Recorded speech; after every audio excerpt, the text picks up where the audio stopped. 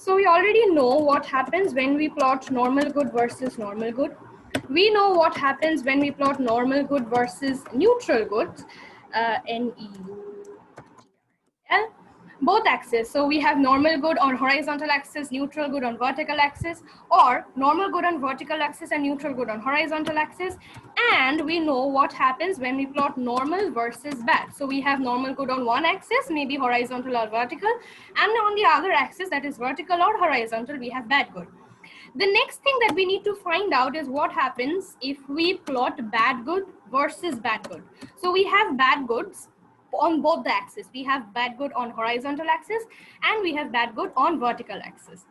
So the first thing that we can say is we know from the 10 principles of economics that inflation and unemployment are two of the greatest concerns of human development, and they face a trade-off. So when a country has more inflation, it has less unemployment, and when a country has more or less inflation, it has more unemployment. So they are both bad goods in the sense that nobody exactly wants inflation or unemployment to persist in their economy. But again, we can't avoid it in the sense that it is an important part of, let's just arrange this. Yeah. It's a part of development, it's a part of growth, and we cannot essentially eradicate it to its fullest extent. In fact, if we eradicate unemployment, there'll be high inflation, and if we eradicate inflation, there are chances of mass unemployment in the economy. So what we'll do is we'll essentially use these two bad goods, and in this case, we are plotting inflation on the vertical axis, that is in this axis, and on the horizontal axis, we are plotting unemployment. So these two goods are bad goods, and what we are trying to find out is how will these two goods, how will the demand, or not essentially demand, how will the preference of these two goods interact in the two-dimensional space that we have created, and how will their indifference curve and indifference map look like. So let's consider a country, and we say that at a particular point of time, the country had, let's say, inflation 15,5, or rather inflation 15 and unemployment 5. So the country had more or less high inflation, but owing to the trade-off between inflation and unemployment, the country faced more or less weak unemployment. So in terms of unemployment, the country was in a good situation. There were people who had jobs, they were earning income from their wages. But on the other hand, prices were rising steadily. There was high inflation in the economy. Let's call this point A. So that's one time period that the economy faced. So let's say at a very bad situation, when the country was experiencing high inflation, the country realized that its unemployment scenario was not that bad. On the other hand, at one point of time, the country realized that that's a different time period. So maybe some years later, the country tried to eradicate its inflation, reduce its inflation, control the inflationary problems. And what it did is the country reduced its inflation rate to 5. But in doing so, the country realized that it has been increasing its unemployment rate. So the inflation is low, prices are not rising to the extent that it was previously, but people are losing their jobs steadily. They do not have jobs, they have low purchasing power. The unemployment scenario is not as good as it was before. So that's a second situation that the country was facing. So at one point of time, the country had high inflation and low unemployment. At a different situation, the country had low inflation, but it was facing a high degree of unemployment. So what the country did next was, some years later, the country decided things won't work out this way. I cannot reduce inflation to a great extent and increase unemployment. That will affect the job opportunities that my people have.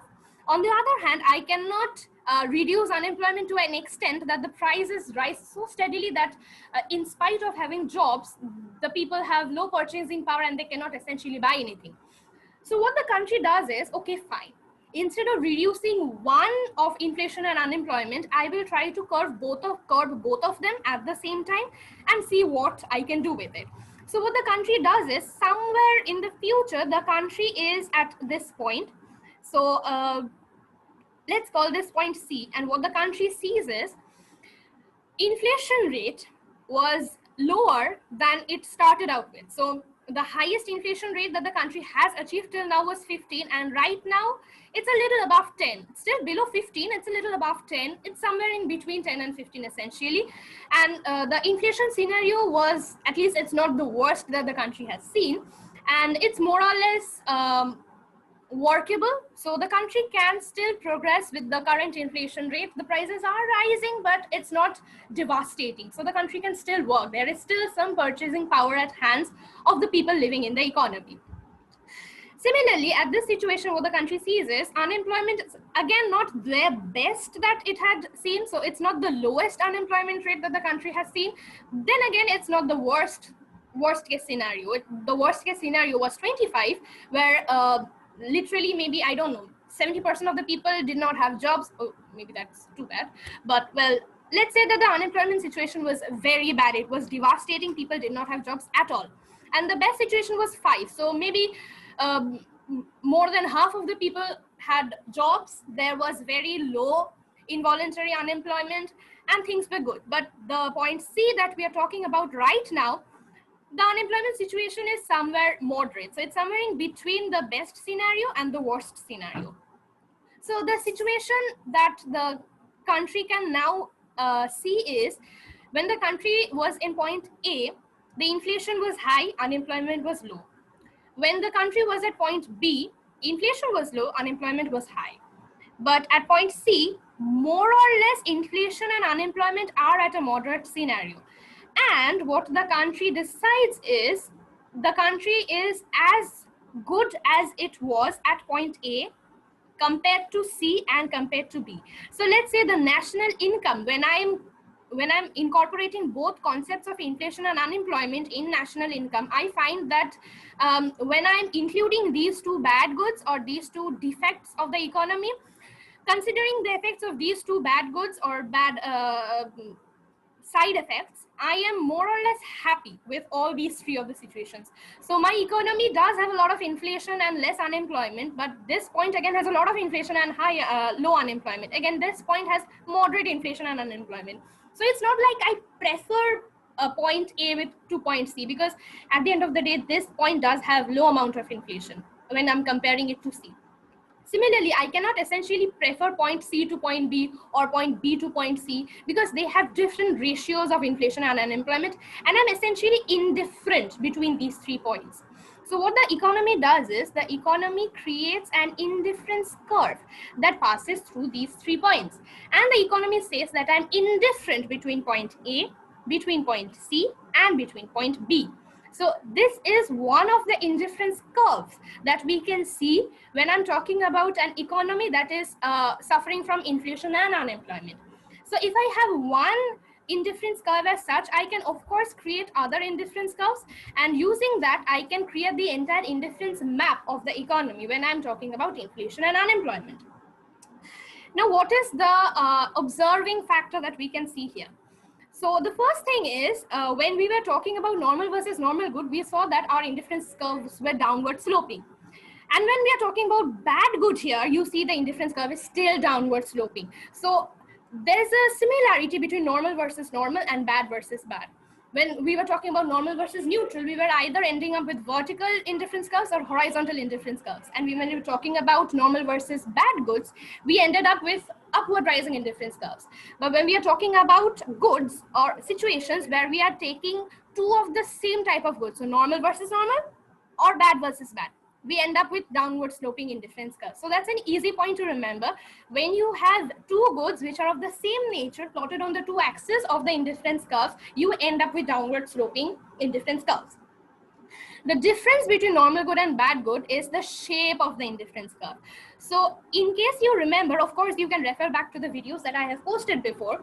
Normal good and normal good, that is this case, normal versus normal, we ended up with indifference curves that had this shape. So they were convex to the origin, that is they were in this shape, so they were bulged towards the origin when we were plotting normal versus normal. And this essentially refers to the fact that there is a diminishing rate of substitution, or diminishing rate of substitution, or converting one good to the other essentially. But when I'm talking about inflation and unemployment, that is when I'm talking about two bad goods, the curves are essentially concave to the origin. So they are bulging away from the origin. In case of normal versus normal goods, the indifference curves were bulging towards the origin. But in case of bad versus bad good, the indifference curves bulge outside of the origin. So they bulge away from the origin. That is a very, very peculiar case when we talk about bad goods on both the vertical axis and the horizontal axis.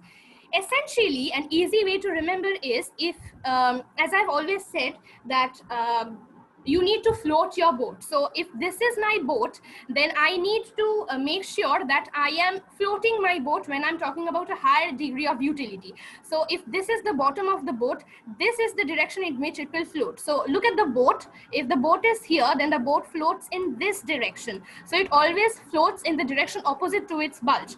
So what happens is, as I move from this curve to this curve to this curve, the utility increases in this direction. So if my bulging is in this direction, the utility is in this direction. Now, the easy way to distinguish is when we are talking about normal goods, the bulge is in this direction, so the utility increases. And what I always want is I want more of both the normal goods, right? So if I have both of normal goods, more of both of these normal goods, I'll achieve a higher amount of utility. So if the bulge is in this direction, the utility rises in this direction, right? Again, when I'm talking about this case, when I have bad goods on both the axes, I have the bulge in this direction, and automatically my utility increases in the other direction. So if the bulge is in one direction, the utility increases in the other direction. See, the boat floats in this direction. So obviously, since they are both bad goods, I'll try to reduce the amount of both the bad goods in the economy. I'll try to reduce inflation and unemployment in the economy when I'm trying to develop my economy, when I'm trying to develop my nation. And I'll obviously try to achieve the lowest, in this sense, highest possible. Of course, I always try to achieve the highest possible indifference curve.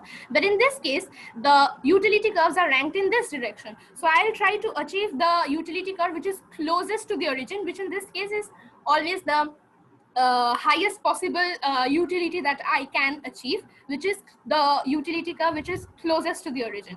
So in this case, the utility increases in this direction, and that is how we can kind of relate the fact that the bulges are in the opposite direction, away from the origin. So in normal curve, utility rises away from the origin and the curves are bulged towards the origin. But when I'm talking about bad goods, the utility increases towards the origin and the curves are bulged away from the origin. So this is what happens when we plot bad goods on both the vertical axis, here inflation, and on the horizontal axis, here unemployment. So now you know the relationships between normal versus normal versus neutral, both axes considered, normal versus bad, both axes considered, and bad versus bad.